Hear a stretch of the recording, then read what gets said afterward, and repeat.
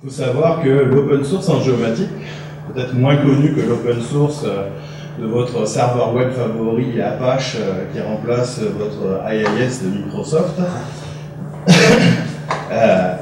en fait existe depuis plusieurs dizaines d'années.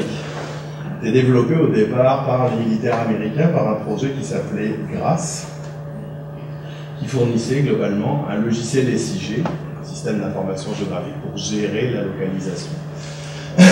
Entièrement libre, qui était développé par les militaires avant d'être relâché sous la forme d'un logiciel libre et que la communauté des utilisateurs la reprenne, l'enrichisse et le fasse évoluer. On est aujourd'hui à des versions 6, il me semble, de GRASS. Mais le logiciel libre ne s'est pas contenté juste d'adresser les besoins clients, donc du logiciel desktop que vous avez sur votre bureau. Elle a adressé toute la panoplie des logiciels. Ça va du serveur de base de données. Vous avez certainement du Oracle chez vous dans vos entreprises. Ben, sachez qu'il existe des alternatives open source.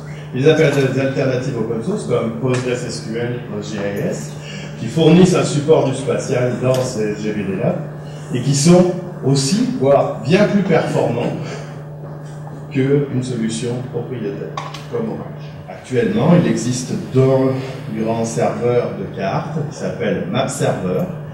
Alors c'est marqué UMN MapServer parce qu'en fait, au départ, ce projet-là est né à l'université du Minnesota. C'était le projet de quelqu'un qui s'appelait Steve Line, qui a réalisé ce projet-là, et puis l'université a décidé de le rendre open source. Et c'est devenu l'un des serveurs de cartes les plus utilisés au travers du monde, de même que GeoServer, qui est un pendant Java d'un serveur de cartes. C'est actuellement les deux serveurs de cartographie les plus performants qu'on a. Et ils sont libres. Juste pour illustrer ce que ça peut donner, j'ai mis quelques captures d'écran de logiciels du monde géomatique. Donc ici, c'est un logiciel qui s'appelle QuantumGIS. Pour ceux qui ont utilisé déjà des outils comme ArcInfo ou ArcView de Esri, et la référence numéro 1 dans le monde des logiciels SIG propriétaires, vous allez voir que ces logiciels-là n'ont rien à envier en termes d'affichage et de fonctionnalité à ces logiciels-là. Donc ici, vous avez tout un tas de captures d'écran. GBC, qui est un autre logiciel, un logiciel espagnol, qui a été financé par la province de Valence en Espagne.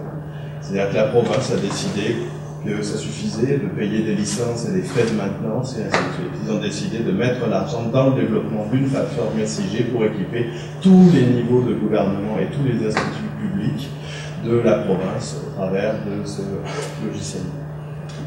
Tous ces efforts liés à l'open source géospatial, je vous l'ai dit, depuis 2006, ont été concentrés au sein d'une fondation qui s'appelle l'OSGeo Foundation. Et c'est le pendant de la fondation Apache, que vous connaissez certainement, mais dans le monde géospatial, l'idée était de rationaliser tous les efforts, de faire passer tous les logiciels au travers d'un processus d'incubation qui garantit une certaine qualité à ces logiciels-là. Les avantages de l'open source, c'est bien entendu le coût.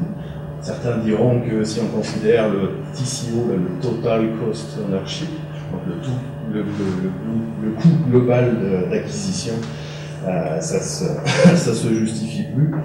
Dans bien des cas, même avec la formation et ainsi de suite, les frais investis dans le basculement vers des technologies libres sont à choix gagnant vis-à-vis des frais de maintenance et de renouvellement de licence que impose le logiciel libre.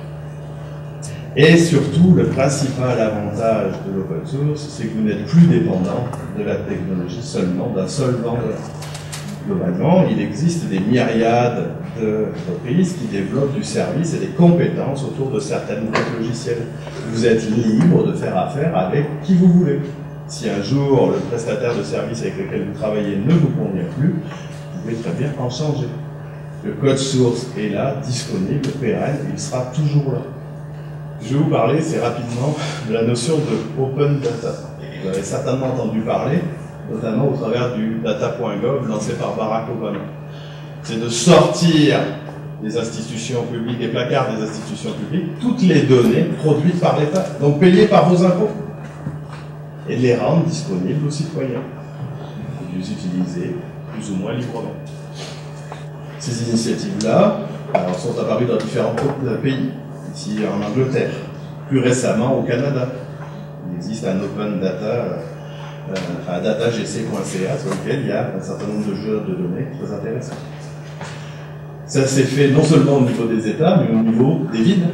Ici, par exemple, vous avez la ville de San Francisco, qui a son propre portail open data, et sur lequel vous allez trouver des données assez effarantes. Vous avez, par exemple, sur 10 ans, tous les appels au 911 avec la localisation de l'accident, de ce qui s'est passé, de est-ce que le brigand a été arrêté ou pas, et ainsi de suite. Des informations qui sont sensibles, a priori.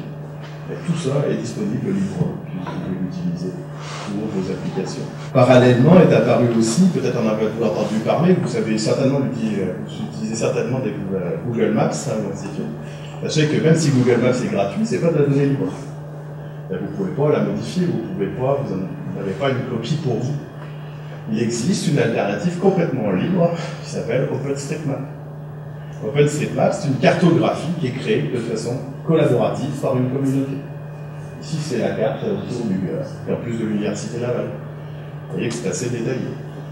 Il y a même des instituts gouvernementaux qui embarquent là-dedans et qui diffusent leurs données géospatiales au travers d'OpenStreetMap.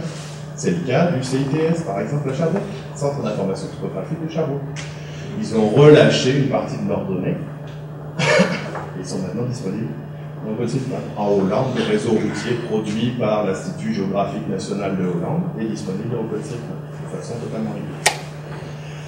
Parallèlement à ça, est apparu aussi les réseaux sociaux. Twitter, LinkedIn, Facebook. Il y a énormément de données qui se produisent et qui, elles aussi, deviennent accessibles.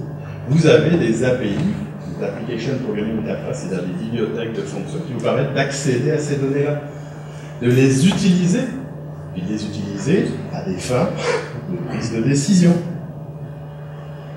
L'Economist, il n'y a pas si longtemps, avait une couverture parlant de data deluge.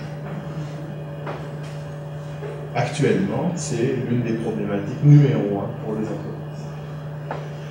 Les entreprises disposent maintenant d'une très grande variété et quantité d'informations concernant leurs données, à la fois les ventes, les inventaires, les données socio-économiques, pour savoir où est-ce que votre campagne va le mieux marcher pour placer vos produits, ou ainsi de suite. Les sondages, les enquêtes, les mesures d'impact de leur campagne de publicité, même les visites de leur site web. Vous avez tous utilisé, enfin vous avez certainement vu déjà Google Analytics, qui vous permet de savoir qui vient, à quelle heure, depuis quelle machine, avec quel système d'exploitation, avec quelle résolution d'écran, et ainsi de suite.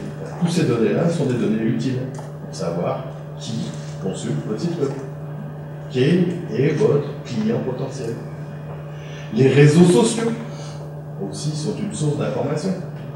Pensez-vous que M. Toyota, qui a quelques petits problèmes d'embrayage sur ses voitures, n'est pas intéressé à regarder ce qui se passe sur les réseaux sociaux quand on risque de dire un peu de mal de ses modèles? Et de savoir où est-ce que ça grogne le plus? Toutes ces masses d'informations-là qui sont produites à journée longue et qui constituent des millions et des millions de données sont utiles à la prise de décision.